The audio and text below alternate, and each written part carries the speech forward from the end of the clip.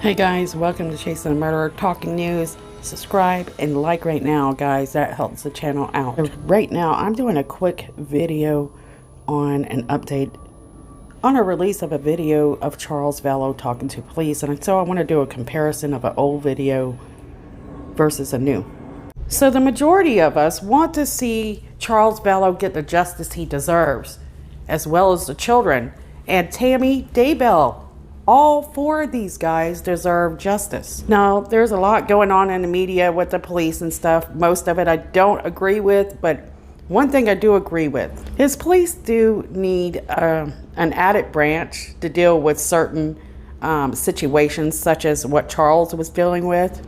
They also need to be trained better to handle these strange situations, because it's very evident these cops are like, what the heck? Mentally, they're not able to handle it. Immaturely, they're not able to handle it. They have no idea how to handle these situations and ended up letting this woman have the kids that ended their lives. I'm not like other people. I'm going to blame the whole entire cops for everything that's gone wrong, because truly it's our fault for not requiring better training. I mean, we do need cops around.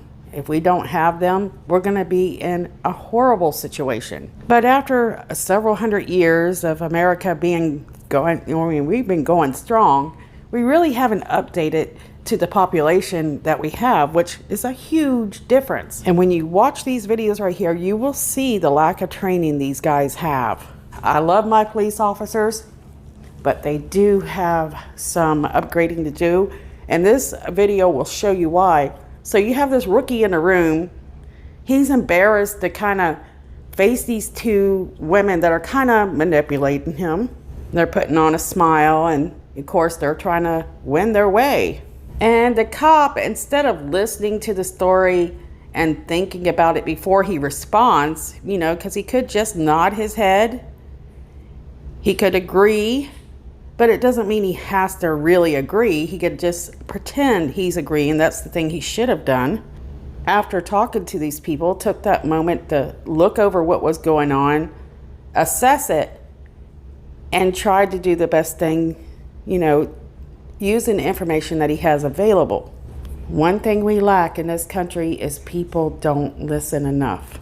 Anyway, so this clip, listen to the police officer. He's already given her tips, Lori Vallow, on how to get around that mental evaluation. No, until it is verified by my sergeant that it's still active, they still want you, I can't hold you against your will. But if it's verified by my sergeant, which she says could take a little while, then if it is verified, then I have to take you to Community Bridges. It's a mental health behavior place to get looked at. But while it's being verified, I have no right to keep you and hold you, just so you're aware. So he's supposedly en route with your purse and your phone, and then and the order also, which needs to be verified by my sergeant. So we will facilitate the transfer of the person and the phone, and while we go give the mental health petition to my sergeant, and she's verifying it, you do whatever you feel you need to do. Okay. How we're going to So the police officers actually call Charles and tell him to bring her purse. He has no right to have her purse. And after this is all over, Lori volunteers to go get a mental evaluation. But before she even gets there, this person that evaluates her pretty much has made up their mind that there's nothing wrong with her mental status. And according to Melanie Gibb, they released Lori, giving her the check mark, and she passed the test with flying colors. But before that, Charles has had several meetings with police in that area. He was locked out of his house. His airline ticket was changed. He couldn't get home, so he had to buy a last-minute ticket to get home, to find out he can't get in his house, and his family isn't there. $35,000 was taken out of his account. His truck wasn't at the airport, so he alleged that most likely Lori took the truck because she threatened to. And Charles, the night that he returns home, police help him get into his house. no family there. So could you imagine? Lori threatens that she doesn't even care about the kids anymore. And she also threatens something that he doesn't share with police, and that might have been his downfall. So anyways, long story short, guys, Charles, the next day after he finds out there's nothing left at his house, the family's gone, and he's worried about the condition and what's going to happen to his children. The next day he goes to school, takes Lori's purse. He's trying to get the police to help him get mental evaluation for this woman, because he's doing it not out of spite, because he genuinely cares about her. So here's a video that just came out the other day where Charles is talking to police, and they just absolutely have no training. They don't have anything to help this guy. This left the kids in danger, and if we had something there that could deal with mentally ill people, maybe we could have saved a few more lives. Anyways, here's that clip.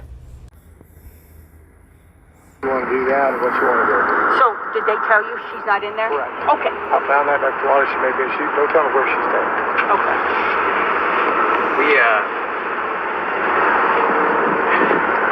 There's a lot of gray area in these matters for us, so it's not real black and white like somebody commits a crime and we just arrest them. So, and I know we just showed up and we kind of came into this last minute, so we're kind of getting the story second and third hand. We need to be real careful following her around. I'm not doing that.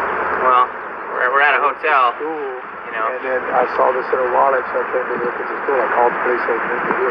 I'm not going to try. I'm not irrational or stupid or anything. I don't get that impression at all. I want her to get help. Yeah. She's my wife. I love her to death. Something's going on. Okay. And if she wants me gone, fine. I'll do all that stuff. I just don't want her hurt. Okay. You know, I just don't want her hurt. I want to hurt anybody else. Worried about where The child's at school now? Wait, to do a welfare check at school? He or she or? Okay. Yeah. She took your car. What are you driving now? a friend of mine's in Utah. Oh, I don't okay, know where cool. my truck is. Okay. She took it. I suspect she took it because she knows where I'm parking at the airport. I came back last night. It's gone. What All led my up to clothes this? are gone from the house. What led up to this? Is there any correspondence that you've had over the last couple days with her? Her religious stuff is gone way off the deep end. Okay. Just way off. Yeah. And it's if you don't agree with her, you're the opposite. Okay. She won't. When did you last speak to her?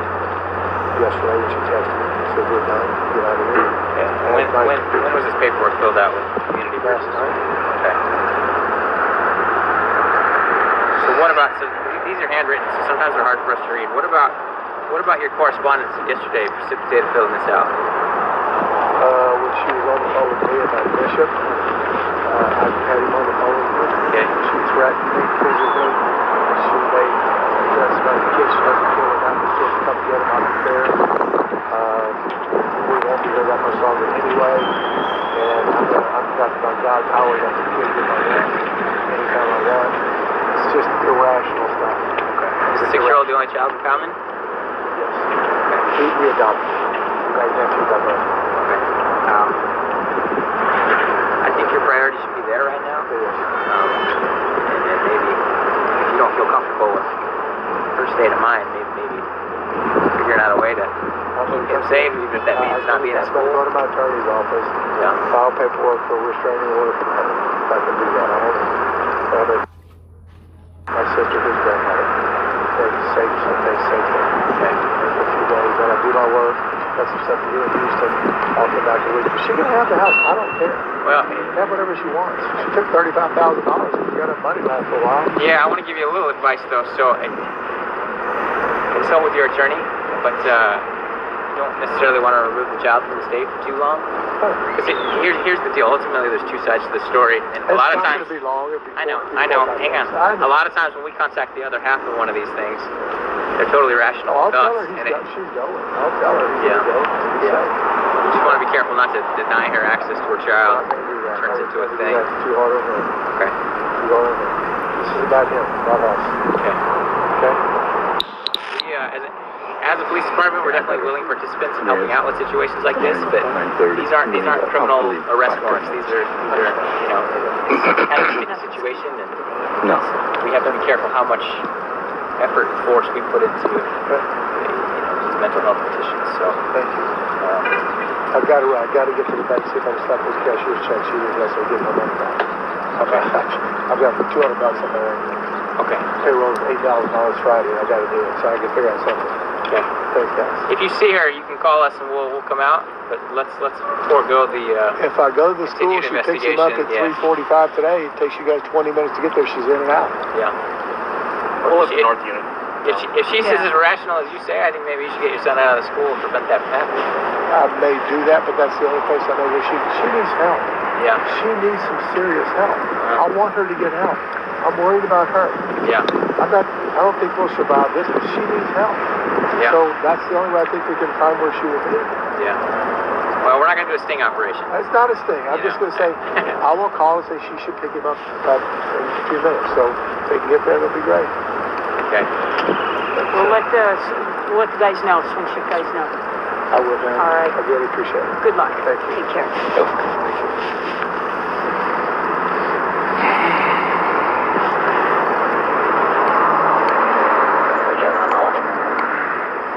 Okay, guys, so you've seen it. The police department there, they're not equipped. They're not set up to handle the mental illness issues that we are having in this country that are growing. And we've had a lot of kids succumb from this lack of resources available to the community. We've had Noah, AJ, Robinson, Malia Davis, so many of these beautiful children where there's just not a system put in place to protect the children. And I think we need to change that.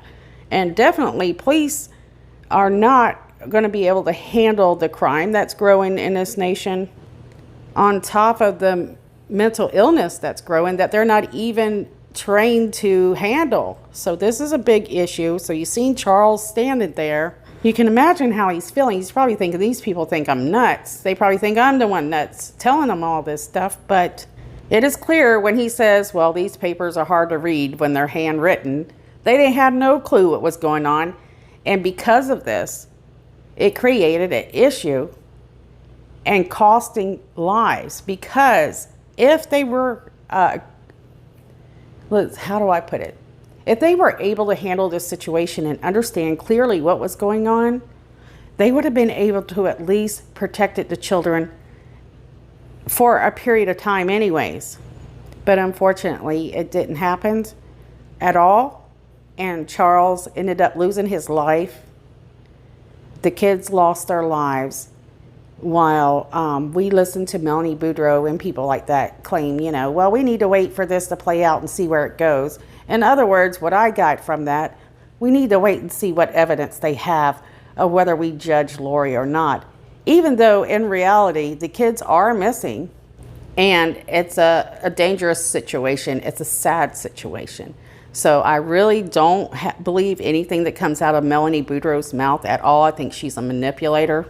And she just recently come out with a letter stating, her version of how she felt about the kids. But really, it wasn't any emotion involved in that share at all. I couldn't find any emotion. It was just like an act.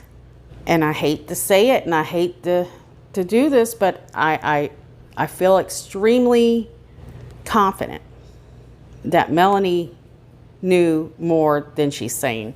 I also feel extremely confident that she might have some issues herself and that she's manipulating people to get what she wants. I'm sorry, but that's just the truth. I mean, she had many opportunities to have helped people and she refused to do so. Kobe Ryan also come out with a response, and it was kind of sad to see what he's going through. You got to remember, guys, that these kids come from people who manipulate other people to get what they want. So try not to be too harsh on the victims in this case. All right, guys, I am working very hard on connecting the dots part 2. Might even be a part 3 because this story is so massive. And I have a lot of things that other people don't have. And what I'm going to do is probably, I decided in the middle of part 2 that I'm going to add some of that stuff. So it should get a little bit more interesting as you move deeper into it. Now, my husband got sick. We had a few things happen. It's life. So I'm a little bit behind. Now, I do love you guys very much, and I appreciate you watching these videos. If you notice, I do like to take these big videos and use it as an opportunity to push the smaller stories, so that's what I'm going to do again right now. If you haven't had a chance to check out the story on Jasmine Robinson, the 23-year-old out of Archer, Florida, went missing. She was pregnant. Please take time out of your day to check out that story here on my channel. Love you guys. See you soon.